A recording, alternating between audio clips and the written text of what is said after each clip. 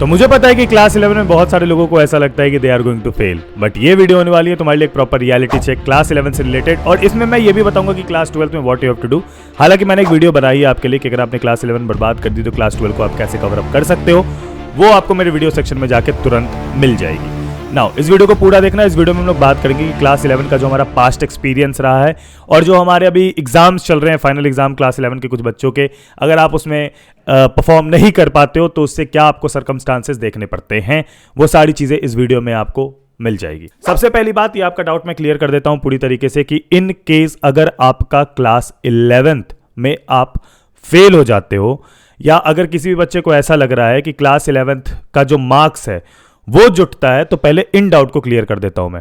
अगर आप क्लास 11 में फेल हो जाते हो, बहुत सारे ऐसे स्कूल है जो कि आपको बैक करवा देंगे, यानी कि वो आपको दोबारा क्लास 11 पढ़वाएंगे। इन स्कूल में कुछ नाम होंगे केंद्रीय विद्यालय के, ठीक है, और कुछ बहुत ही ज्यादा serious renowned schools, but majority of the schools यानी 98% of the schools in India ये आपको क्लास 11th में फेल नहीं करते हैं, ठीक है। मेरे स्कूल में काफी बच्चे हैं जो क्लास 11 में फेल नहीं हुए थे, और उस कारणवश मैं आपको बता दूं कि क्लास 11 में बहुत बच्चे फेल हुए थे, सॉरी, मेरे स्कूल में, और वो जितने भी बच्चे हैं वो लोग आराम से क्लास 12 में प्रमोट हुए थे, बिकॉज ऐसा कुछ होता भी नहीं है, ठीक है। और मेरे केस में तो मैं बता दूं, मेरा नॉन अटेंडिंग था और मैंने क्लास 11 का तो एग्जाम भी नहीं दिया था अपने स्कूल में फाइनल।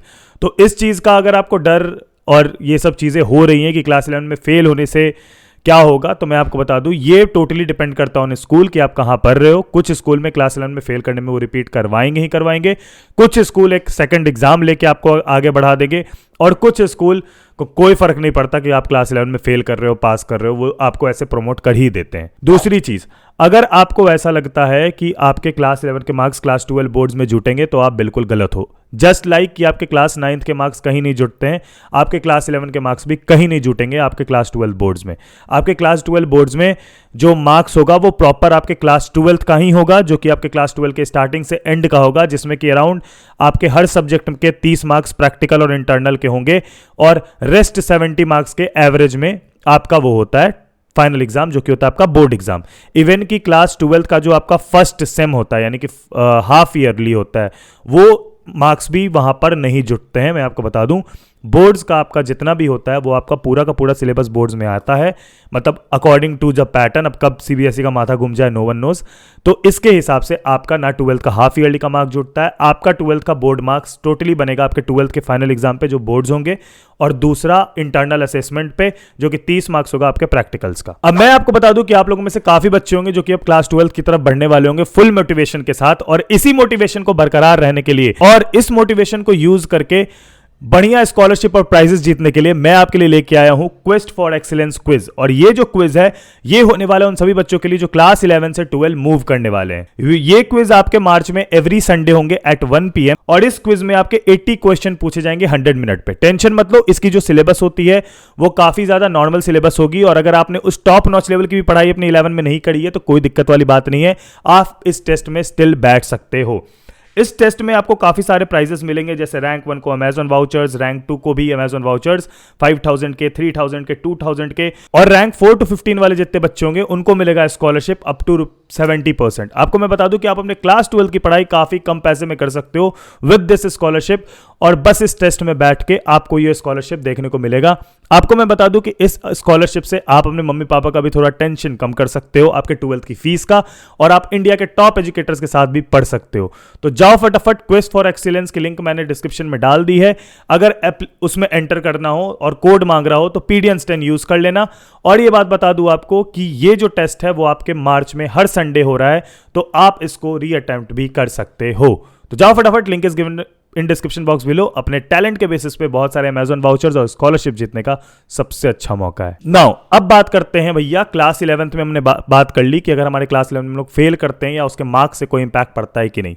पर पढ़ाई की बात करें तो यस, क्लास 11 से उसमें भी एज सच इंपैक्ट नहीं पड़ता है। जैसे कि मैंने आपको एक वीडियो बनाई है, आप मेरे वीडियो सेक्शन में जाकर देख सकते हो, क्लास 11 पे एक न्यू वीडियो न्यू बैच के लिए। तो उसमें मैंने ये चीज बोली है कि आपके क्लास 11 से आपकी क्लास 12 की रेलेवेंसी उतनी भी नहीं है कि अगर आपका क्लास 11 खराब होता है तो आप क्लास 12 पे फोकस नहीं कर सकते हो।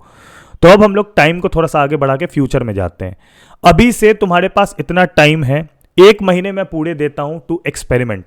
ये पूरे 1 महीने को तुम एक्सपेरिमेंट करो, जितना एक्सपेरिमेंट कर सकते हो उतना एक्सपेरिमेंट करो, और इस 1 महीने में उन लोगों को ढूंढ निकालो यूट्यूब से या फिर जहां भी तुम पढ़ना चाहते हो, जिस भी प्लेटफॉर्म से, जो तुम्हारे 12th की जर्नी में तुम्हारा हेल्प करे। मैं अभी कोई भी रिकमेंडेशन यूट्यूब चैनल के नहीं दूंगा, क्योंकि मैं चाहता हूं कि बच्चों की जिनसे सिनर्जी बैठ रही है, जिनसे उनका एक नेचुरल कनेक्शन बैठ रहा है, उसके साथ ही वो आगे बढ़े।